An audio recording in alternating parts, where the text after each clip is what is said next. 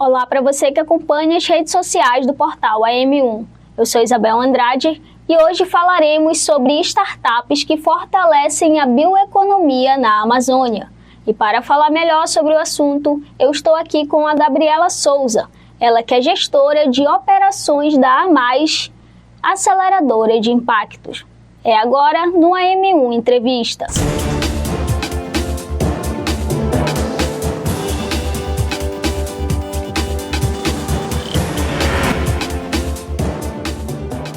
Gabriela Souza, seja muito bem-vinda ao programa AM1 Entrevista. Gostaria de saber, primeiramente, antes de começarmos essa entrevista, o público quer saber quem é Gabriela Souza. Olá, Isabel, muito boa tarde. Primeiramente, obrigada pelo convite, é um prazer estar aqui no portal.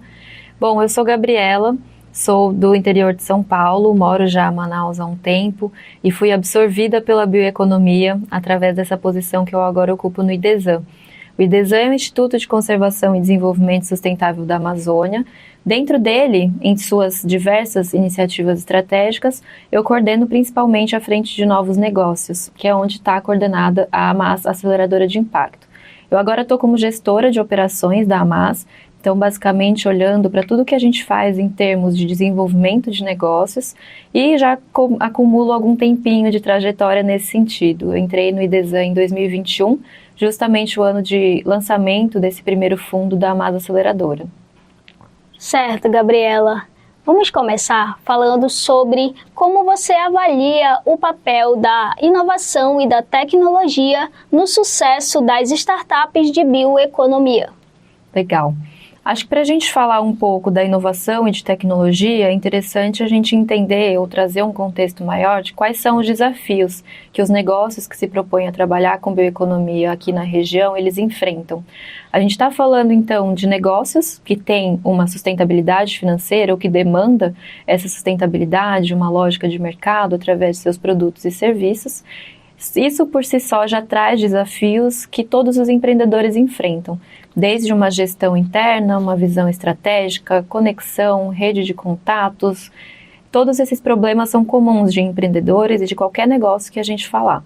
Quando a gente coloca esse funil trazendo a bioeconomia e negócios de impacto na região amazônica, a gente tem os desafios muito mais acumulados. É o que a gente chama comumente de custo Amazônia, né? A gente trabalhar com um produto no interior do estado do Amazonas, onde a logística é principalmente fluvial, é muito diferente de trabalhar com um produto em São Paulo ou em grandes centros urbanos, que a gente tem uma logística mais facilitada e também uma rede, um acesso ao mercado muito mais facilitado.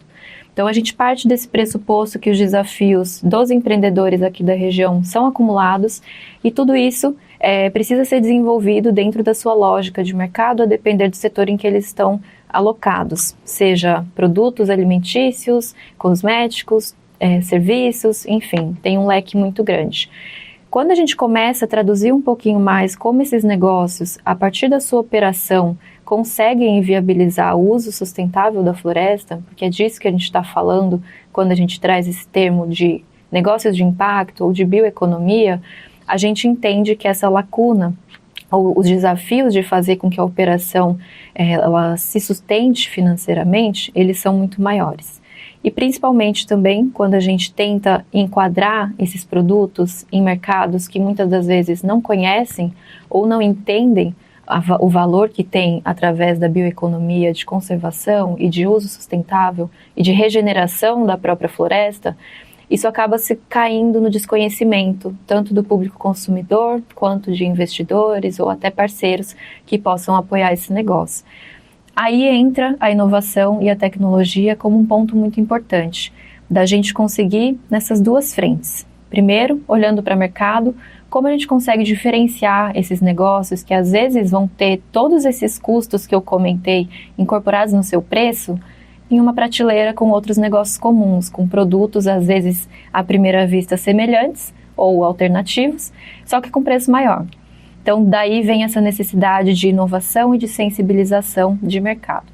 Quando a gente olha para outra ponta, que é da onde esses negócios vêm, da onde eles geram um impacto relevante, a gente está falando ali de agregação de valor. Então, muitos dos negócios com os quais a gente trabalha, não só o IDESAM, mas também organizações que apoiam negócios de impacto, são negócios comunitários, negócios de populações tradicionais, sejam indígenas, ribeirinhas, quilombolas, e que estão ali fazendo essa operação gerar não só fluxos financeiros, mas também gerar o uso sustentável daquela região, gerar uma economia baseada na floresta. Então, a partir disso, é necessário a gente olhar também como esses negócios, ao longo do seu processo de desenvolvimento, de comercialização, eles estão criando essa cascata de valores, né? Como aqueles produtos que eu comentei, que chegam lá na ponta dos consumidores com um valor mais alto, isso vai se afunilando e vai se diminuindo até o valor final que chega na ponta das comunidades locais. A partir daí, a gente vê que a inovação e principalmente a incorporação de tecnologia tem um fator de poder da gente conseguir distribuir melhor esses valores. Que a partir da inovação e da tecnologia sendo aplicada a esses produtos, que muitas das vezes vêm de cadeias de valor comuns, como açaí, castanha, óleos essenciais de copaíba, de andiroba, e outras frentes que são conhecidas como cadeias comuns, como a gente consegue garantir que o maior valor possível, em termos monetários, fique na ponta final, na ponta da produção das comunidades, de quem está realmente executando esse processo de conservação e de manutenção da floresta como ela existe. Então, nesse sentido, para começar, vejo que a inovação e a tecnologia, em seus conceitos muito amplos, conseguem apoiar nessas duas frentes. Tanto da gente conseguir gerar uma diferenciação de mercado a partir desses processos em seus produtos, mas principalmente da gente garantir que isso seja incorporado ao longo de toda a cadeia produtiva para que o maior valor possível remunere aquelas pessoas que realmente estão gerando os impactos propostos pelo negócio. Certo. Eu gostaria de saber o que você considera essencial para que as startups de bioeconomia tenham sucesso na região da Amazônia. Acho que o principal ponto que eu traria, além de todos esses apoios técnicos que são necessários ao longo do tempo, desde uma gestão estratégica, uma gestão administrativa financeira, uma visão, inteligência de mercado, uma boa estrutura comercial, que são comuns de muitos negócios, eu colocaria como um fator de sucesso para negócios da bioeconomia a construção de redes e colaboração entre ecossistema, principalmente. Que a gente consiga entender que a bioeconomia, por si só, ela tem esse grande objetivo de garantir que os negócios eles gerem impactos positivos. Então, o que a gente está se propondo em termos de conservação de floresta, em termos de geração de renda, em termos de estruturação de cadeias produtivas, não necessariamente vai ser executado por um negócio, mas sim por uma rede de negócios em colaboração. Então, além de aspectos muito individuais de cada um deles, um ponto crucial para que o negócio consiga sobreviver a esses desafios acumulados seria com certeza a colaboração, o estabelecimento, a participação nessas redes entre empreendedores. Algumas associações já existem para conseguir trabalhar, principalmente advogar por políticas públicas, incentivos tributários para negócios da bioeconomia. Então, que ele esteja articulado nesse sentido dentro dessas redes, isso para além, obviamente, de como ele vai estruturar o seu próprio modelo, como a gente consegue identificar que esse negócio, além de gerar impactos positivos, ele tem uma governança robusta, ele consegue garantir que todos esses valores estão sendo distribuídos de forma justa ao longo da cadeia, que ele tenha uma inovação e a aplicação também de tecnologia, como a gente comentou, no seu produto, que ele consiga endereçar um mercado que está em crescimento. Esses são aspectos muito comuns, né, de análise de negócio. Mas se falando de negócio de impacto, a atuação colaborativa é essencial para que ele consiga permear e sobreviver aos desafios acumulados. A AMAIS apoia startups em diferentes estágios de desenvolvimento. Agora eu gostaria de saber de você, como gestora, quais as principais características que você busca em uma startup para investir e apoiar. Bom, para entender o que a gente olha quando a gente busca negócios para acelerar e para investir, é importante também entender como esse fundo que a gente está operando funciona. A AMAIS, como eu comentei, ela é coordenada pelo IDESAM, que é uma organização da sociedade civil. Então, a partir dessa estrutura, a gente trabalha com um fundo de financiamento híbrido, que basicamente é como a gente junta um capital mais apto ao risco, que é o capital filantrópico, com um capital privado, que é o capital que realmente quer o retorno financeiro. Isso porque a gente entende que para desenvolver esses negócios de impacto, a gente precisa ter esse olhar e esse apoio mais profundo, não pensando só no retorno financeiro que vem a partir deles, mas sim como a gente, como organização, consegue apoiá-los ao longo dessa jornada empreendedora de impacto. Então, quando a gente avalia dentro desse contexto desse fundo, a gente está olhando para esse equilíbrio entre a geração de impactos positivos em termos de conservação, em termos de geração de renda, seja através da cadeia de fornecedores, seja através de parcerias estabelecidas, seja através de acordos de governança com comunidades, e também o equilíbrio e a sustentabilidade financeira. Então, daí vem todo esse lastro de como o negócio consegue criar um produto que se adeque em termos de preço de mercado, que consiga custear toda essa operação mais estruturante. Então, é uma avaliação muito conjunta. Como a gente consegue identificar termos de inovação, em termos de inovação de modelo de negócio, muitas das vezes. A gente tem agora um portfólio de 16 negócios. Então, a gente olha de forma muito ampla, uma tese muito agnóstica, diríamos assim, em termos de setores. Desses 16 negócios investidos por esse primeiro fundo da AMAS, a gente tem negócios, grande parte, que trabalha com produtos alimentícios. Então, temos superalimentos, temos cadeias do açaí, cadeia de castanha. A gente tem negócios que trabalham com cosméticos, que usam insumos das cadeias amazônicas. A gente tem também negócios que trabalham com restauração de áreas degradadas, a partir da implantação de sistemas agroflorestais, sistemas silvipastoris. E a gente tem também alguns modelos que não necessariamente trabalham com produtos dessas cadeias, mas que apoiam essas cadeias através dos seus serviços. Sejam serviços financeiros, que é uma das grandes demandas também de cadeias produtivas, como a gente consegue garantir esse ciclo, esse giro financeiro ao longo dos períodos mais intensos, que muitas das vezes são os períodos de safra. A gente tem serviços também de logística, como a gente consegue endereçar um desses principais gargalos da própria economia amazônica, que é justamente o transporte de bens e serviços nesse sentido. E a gente tem alguns outros que trabalham um pouco mais alocados em cada uma das suas cadeias específicas, dentro de produtos ou serviços. E a partir daí, a gente entende que a composição desse portfólio é visto de uma forma muito complementar. O próprio portfólio, dentro desses 16 negócios, como eu comentei nessa rede colaborativa, a gente entende muito como cada um deles pode compor de forma estratégica essa visão de trabalho conjunto. Então, o negócio de logística, por exemplo, consegue muito bem apoiar grande parte dos negócios que estão trabalhando com cadeias produtivas, não só do nosso portfólio, de outras organizações também, mas que consiga ter ali um ambiente seguro para testar, para fazer pilotos, para conseguir validar muitas das vezes as suas teses. Então, a AMAS olha para além do negócio individual, também como ele consegue compor esse conjunto de negócios que atuam juntamente de forma colaborativa.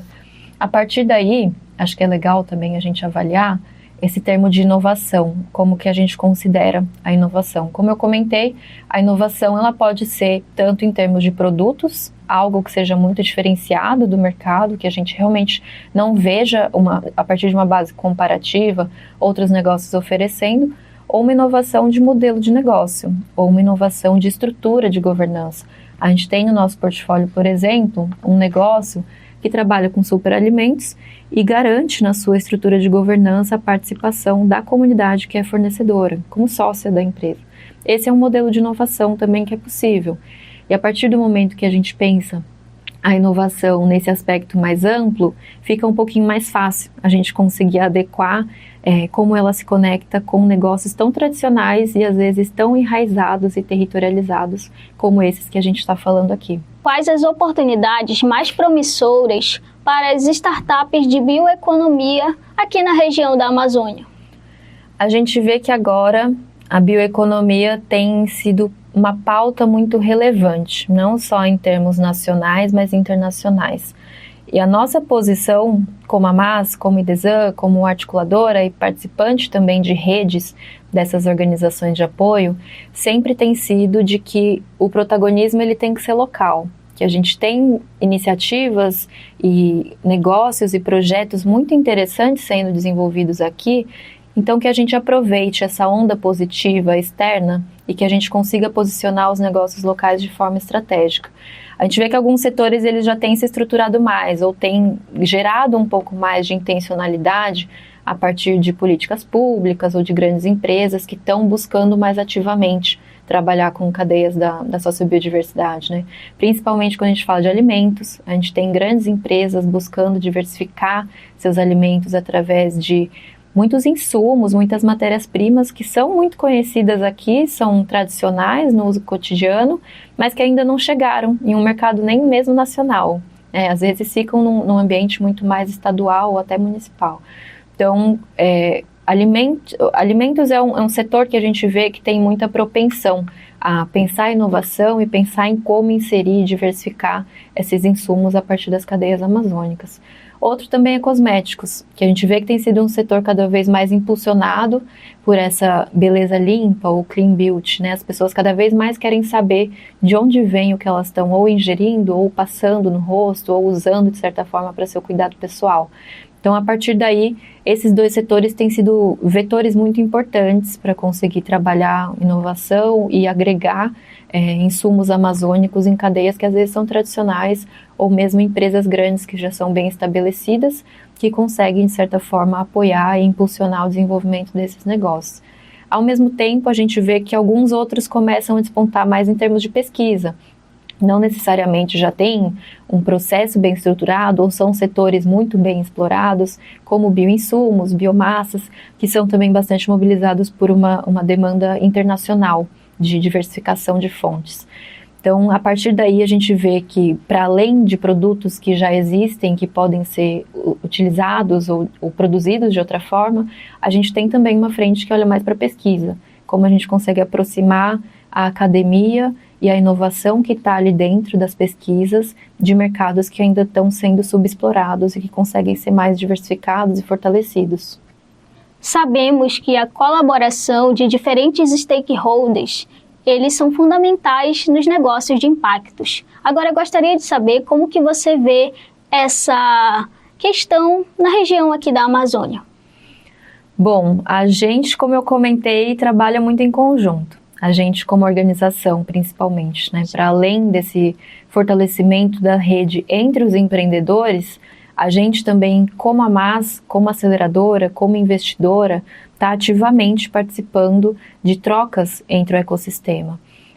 Acho que é cada vez mais importante entender que o desenvolvimento desse negócio no longo prazo, desde a sua base da cadeia, numa visão produtiva, numa visão de qualidade, numa visão de assistência técnica mesmo no campo, até ele conseguir acessar o mercado nacional e internacional em termos grandes, tem muitas etapas e muitos conhecimentos que ele vai precisar adquirir e muitos apoios também, principalmente, né? Apoios técnicos, apoios financeiros, apoios de análise de viabilidade, apoios, enfim, muito diversos que não necessariamente a AMAS ou IDESAN, uma organização sozinha, consegue suprir. A ideia é que a gente consiga sempre construir essa jornada de desenvolvimento de forma coletiva.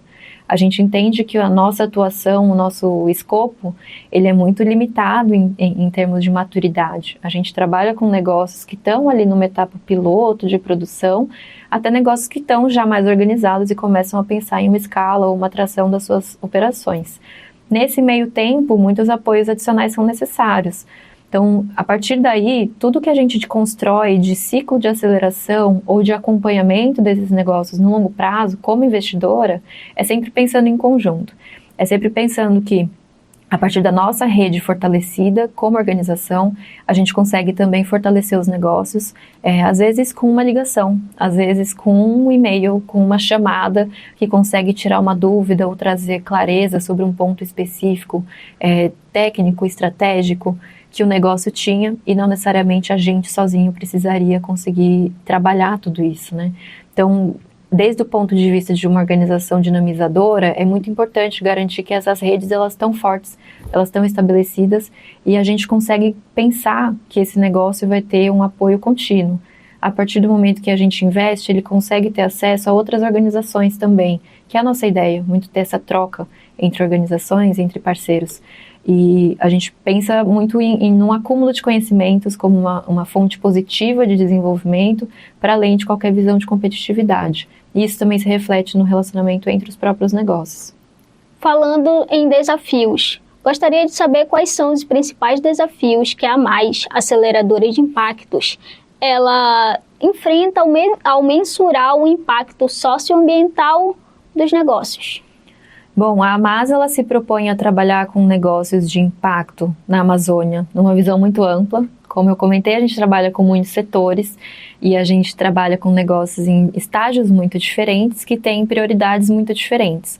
Isso por si só já é um desafio. Como a gente garante que um processo de apoio que passa desde gestão administrativa financeira, a acesso ao mercado, a mensuração de impacto, como a gente garante que o ciclo de desenvolvimento vai conseguir abarcar todas as demandas de todos os negócios ao mesmo tempo.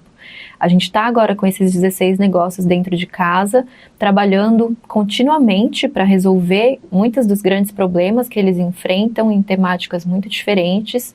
E às vezes o impacto ele acaba sendo uma consequência desses pontos que a gente precisa resolver, né? Muitos deles trabalham, por exemplo, com a geração de impactos através da compra de matérias-primas. Mas se um gargalo desse negócio é justamente o acesso ao mercado, que ele consiga vender seus produtos, isso acaba também diminuindo o potencial de impacto dele, uma vez que a própria cadeia de produção está sendo utilizada abaixo do seu potencial. Então esse é um desafio principal. O primeiro é como a gente conseguir entender que o impacto às vezes é parte da operação e que os desafios que o negócio enfrenta também vão refletir nos desafios de impacto. E a gente, como aceleradora, como investidora, o principal desafio é conseguir trabalhar esses dados e esses resultados a partir de uma base comum, sendo que são negócios muito diversos, negócios que têm um estágio de própria maturidade de análise e reporte desses dados e conseguir fazer com que esses resultados de impacto também sejam direcionadores da sua tomada de decisão e operação ao longo do tempo.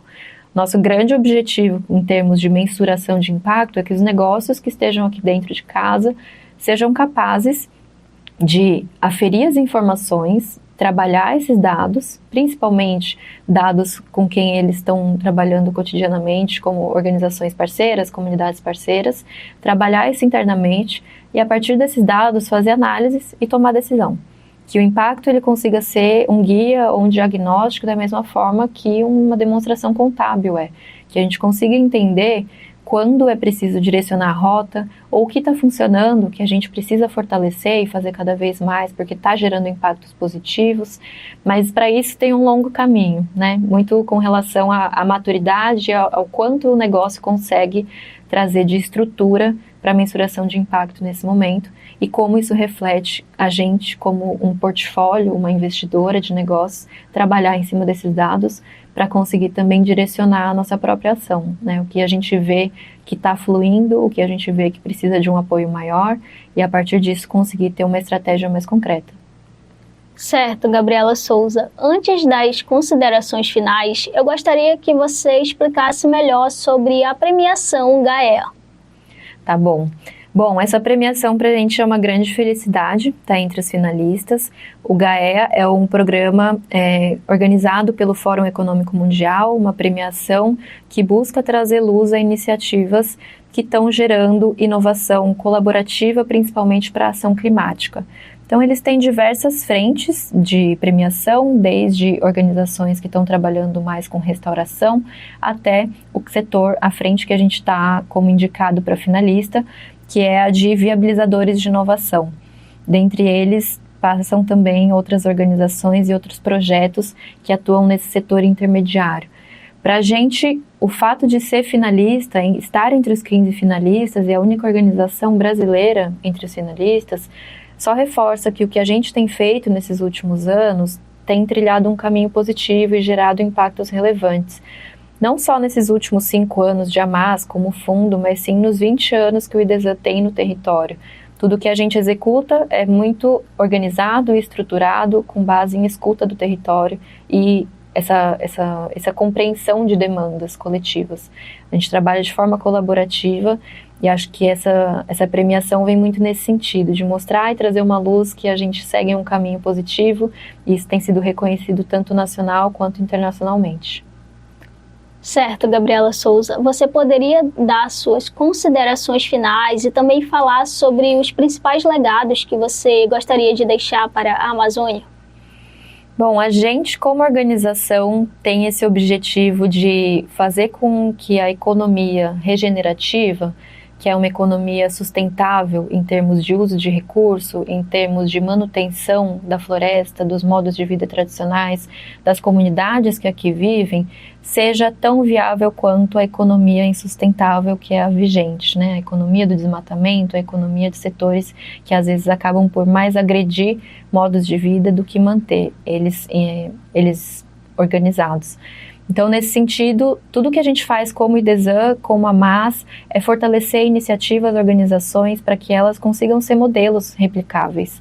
A ideia é que a gente consiga cada vez mais fortalecer organizações que estão aqui no território, através das nossas diferentes iniciativas estratégicas, que vão desde assistência técnica até projetos de P&D e também a frente de aceleração e investimento, que a gente consiga trazer luz a iniciativas que funcionam e que elas possam ser replicadas. A nossa ideia é muito temos construído um portfólio de inovações possíveis ou de futuros possíveis que consigam casar a geração de impactos positivos com, obviamente, a sustentabilidade desses impactos no longo prazo. E disso vem também a sustentabilidade financeira. Então, acho que o grande legado que a gente espera deixar é muito mostrar que é possível, sim, ter uma economia alternativa e que ela muito mais gere impactos positivos para quem está aqui presente do que realmente crie problemas ou crie consequências, principalmente climáticas e sociais. Certo, Gabriela Souza, gostaria de agradecer por você aceitar nosso convite e por estar participando agora, falando desse assunto tão essencial que é sobre as startups aqui na região da Amazônia.